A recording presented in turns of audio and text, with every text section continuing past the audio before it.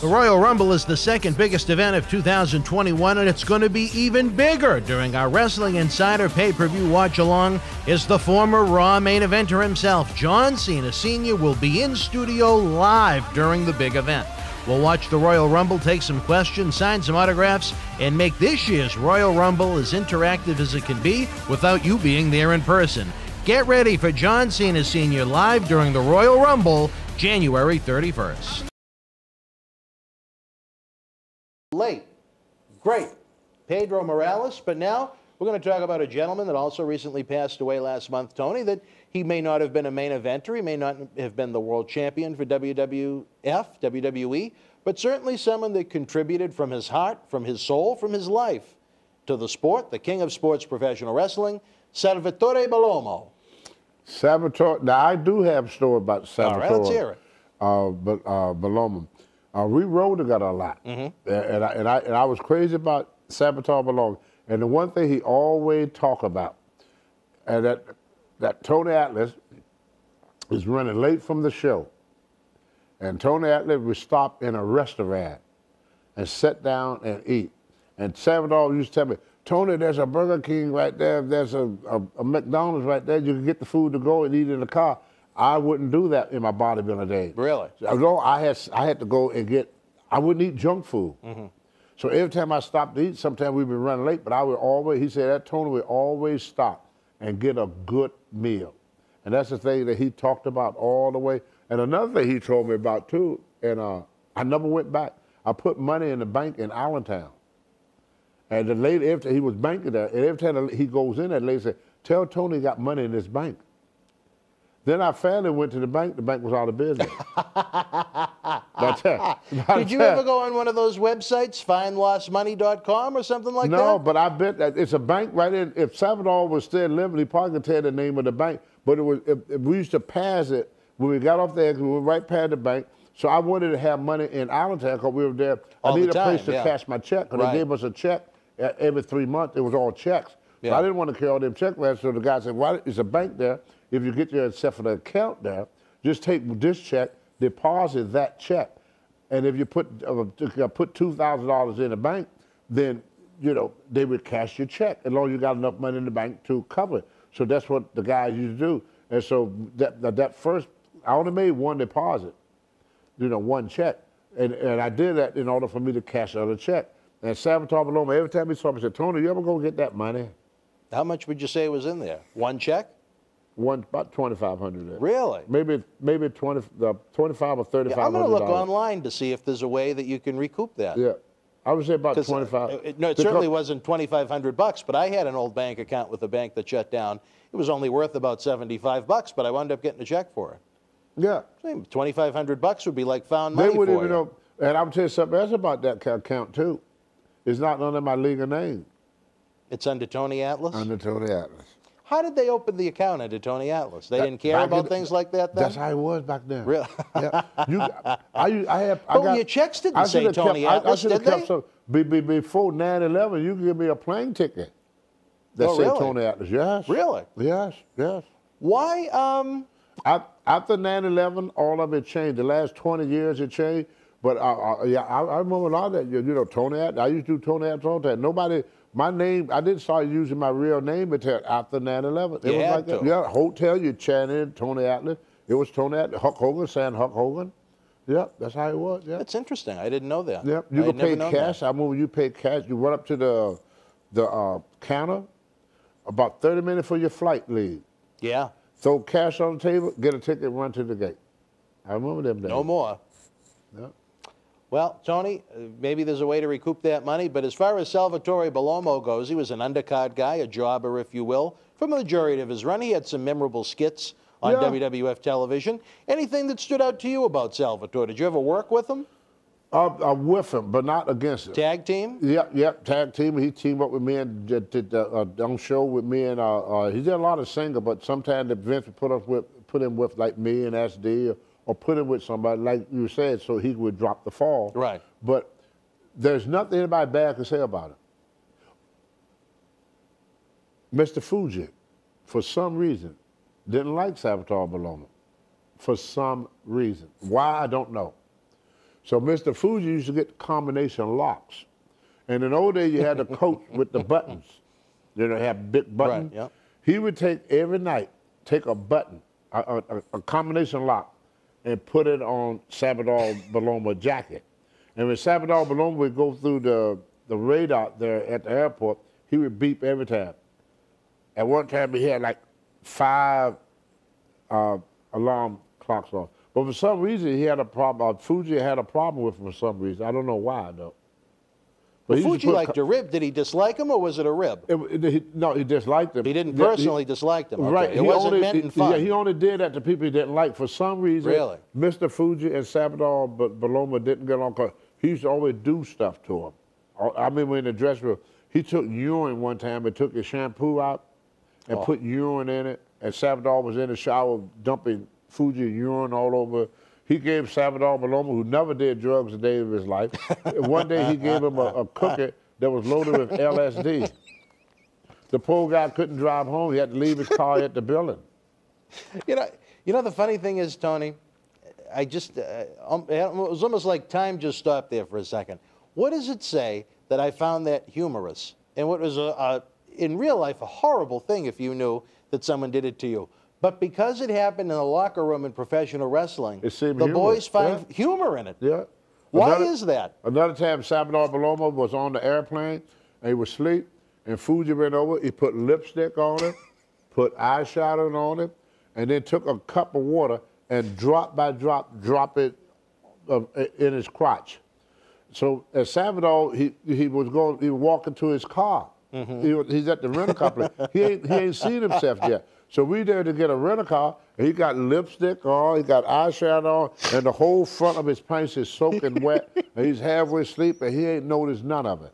So finally one of the boys told him, and then he ran to the bathroom, effing Fuji, that effing Fuji. But Fuji used to pick on him constantly. For what reason, I don't know. Did it ever come to blows? No, Salvador was a very, very laid-back type of person, you know. And then so Fuji put makeup on him on a plane and poured water on his crotch, and Salvatore just kind of shrugged his shoulders? Well, we knew Fuji did it, but you couldn't prove he did it. Oh, okay. Fuji, it was an assumption. Yeah, Fuji, no, we knew who did it. We knew the Fuji ribs. But nobody would tell. We saw Fuji. I saw Fuji put the makeup on. But the boys, it was this thing about stooging and snitching. You know, if you tell on one of the wrestlers, you're not riding in my car, bro. Right, right. I mean, there was all type of, guy would put feces in your shoes. I mean, they had some pretty. Did that happen to Baloma? Oh, yeah. Feces in his shoes? Yeah, yeah. Who put the feces in his shoes? Fuji used Salvatore's shoes as a toilet. He defecated in it. Wow. And you actually witnessed that? Or did he bring it to the bathroom? Ron Shaw, Fuji bought a combination lock, a big, heavy, thick chain, and ran it through the pants leg of all of his clothes. And he was leaving the territory, going to Louisiana somewhere. And he had to drive there. But he couldn't put his pants on. Because he took a big chain and put his shirt, all of his clothes was on this chain with a combination lock. And he couldn't get the... And the chain was a big, thick chain. Couldn't get dressed. What did he do?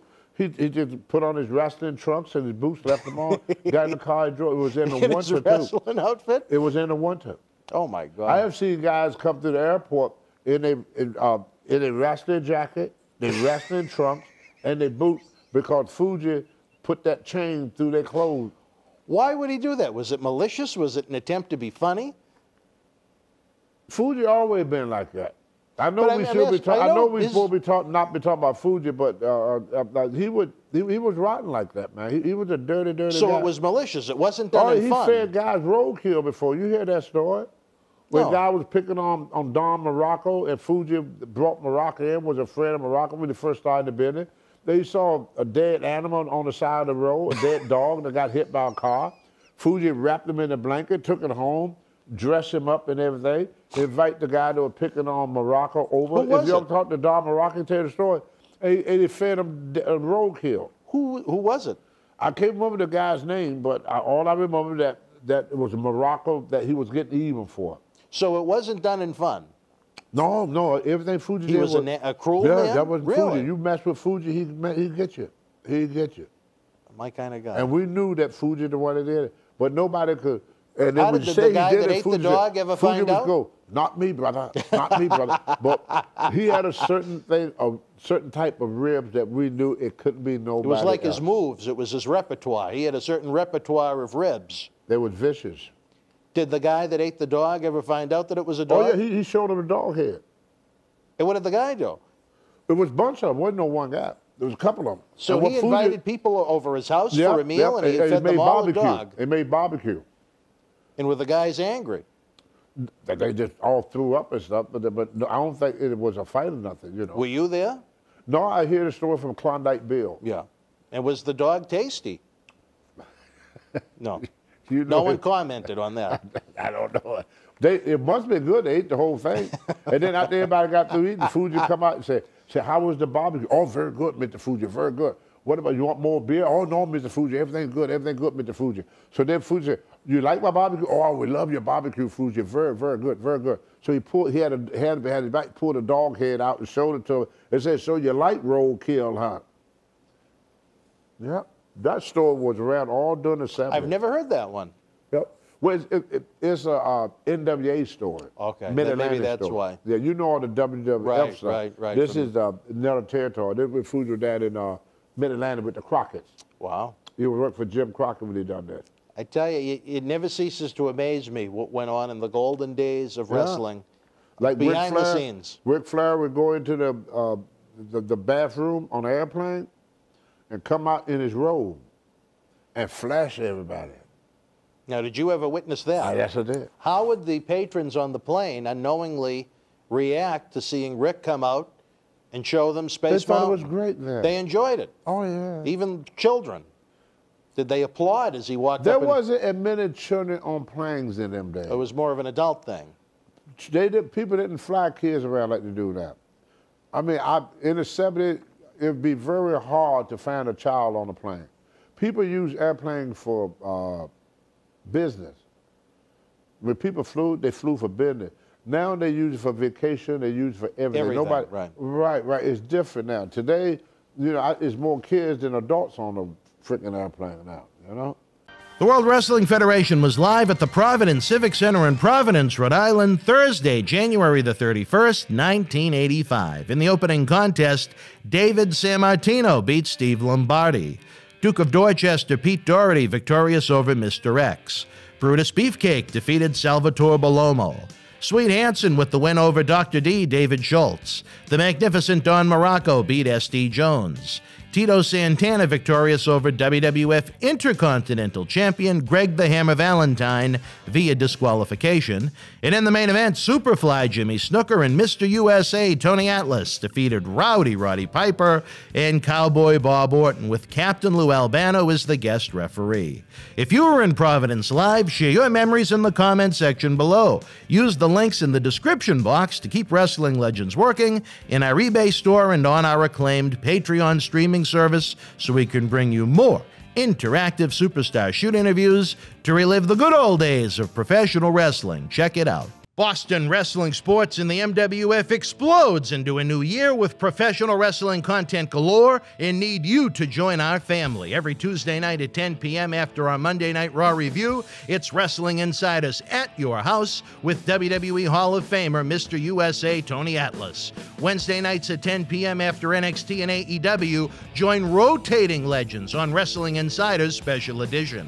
Every Thursday night at 10 p.m. after our NXT and Dynamite review, it's Marty Jannetty's No Holds Barred Sex, Drugs, and Rock and Roll journey on Wrestling Insiders Party with Marty. Friday night after SmackDown, don't miss John Cena Sr.'s Wrestling Insiders Fabulous Fridays. Plus, look for classic clips, history videos, bonus live episodes, pay-per-view watch-alongs, and more. For less than a cup of coffee at Starbucks, get early ad-free access to our Wrestling Insider talk shows, our acclaimed studio shoot interview DVD library, and help keep Wrestling Legends working during the worst of times. Join our growing family at patreon.com/Boston Wrestling. Expect the unexpected in 2021.